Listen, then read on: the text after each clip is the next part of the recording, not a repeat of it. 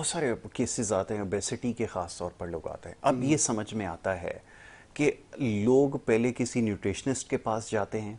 अच्छा, ये भी कल्चर अभी इतना ज़्यादा नहीं वो हुआ है। वैसे तो होता ही है कि वर्ड टू माउथ, अगर किसी ने देखा कि उसकी बॉडी पे चेंज आया, उसने दूसरे के साथ शेयर किया, उसने फिर तीसरे के साथ, और उसको अडॉप्ट कर लिया। ये एक आम वो है।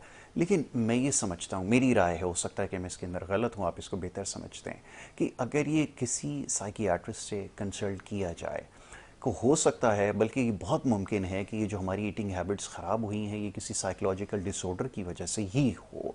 क्योंकि बहुत सारे लोग कहते हैं जी हमारी अपनी जो ईटिंग हैबिट्स हैं उनके ऊपर कंट्रोल नहीं है।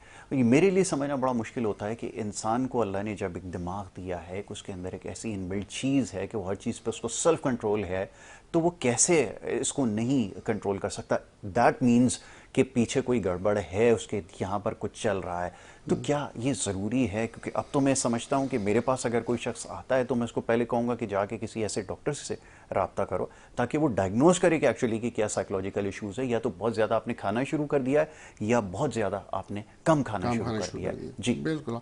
आज ने बहुत इंपॉर्टेंट सवाल पूछा है ये। और कंफर्ट ईटिंग जिसे हम कहते हैं, इट्स वेरी कॉमन। यस। साइकोडायनेमिकली जब एक लॉस होता है इंसान को दिमाग के अंदर, तो वो इंसान उसको रिप्लेस करता है फूड के जी। साथ, और फूड जो है वो ज़्यादा खाना शुरू करता है। जी। तो कई दफ़ा डिप्रेशन में जब इंसान जा रहा होता है तो ईटिंग हैबिट्स चेंज हो जाती हैं। चेंज हो जाती हैं, बिल्कुल। बिल्कुल क्रेविंग होती है चॉकलेट्स की, शुगर जी। की। जी। और फिर वेट बढ़ना शुरू होता है। जी। अब फैमिली देख रही है, उसको ये समझ नहीं आ रही कि क्या इशू है। वो समझ रहा है कि ये जो है ना, मेरा बच्चा जो है ज़्यादा खा रहा है, मोटा होता जा रहा है, लेकिन क्या वजह है? अंडरलाइंग डिप्रेशन, एंजाइटी, स्ट्रेस जो है वो उसको नज़र नहीं आ रहा होता। नहीं आता, बिल्कुल। अगर आप साइकाट्रिस्ट के पास जाएं, टाइम पे जाएं, तो वो उसको अगर एवेल्यूएट करे और टारगेट करते हुए उसको मैनेज करे साइकोथेरेपी के साथ, कुछ मेडिकेशन के साथ, और डिप्रेशन लिफ्ट हो, एंजाइटी बेहतर हो, स्ट्रेस कम हो, तो ऑटोमेटिकली ईटिंग कम हो के नॉर्मल की तरफ आ जाएगी। बिल्कुल ठीक है। तो बात तो ये है ना कि हमें ये समझने की ज़रूरत है कि मेंटल हेल्थ का बहुत बहुत गहरा ताल्लुक फिजिकल हेल्थ के साथ है। यस, बिल्कुल और ठीक है। जब तक हम ये नहीं समझेंगे ना, और दूसरी ये चीज़ नहीं समझेंगे कि मेंटल हेल्थ भी एक साइंस है।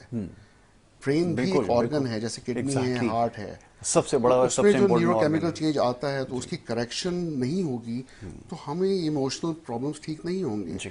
हमारे कल्चर में सबसे बड़ा डिलेमा यही है कि हम मेंटल हेल्थ को साइंस नहीं समझ रहे, नहीं समझते। ऑर्गन ब्रेन को एक इम्पॉर्टेंट ऑर्गन नहीं समझ रहे, जी। हार्ट को समझ रहे हैं, बाकी ऑर्गन्स को समझ रहे हैं, लेकिन जहाँ इमोशनल इश्यूज आते हैं, ये दवाइयाँ हैं, साइकोथेरेपी है, जो कि केमिकल इम्बैलेंसेस को करेक्ट करती हैं, राइट डायरेक्शन पे लेके जाती हैं, और उससे पेशेंट बेहतर होते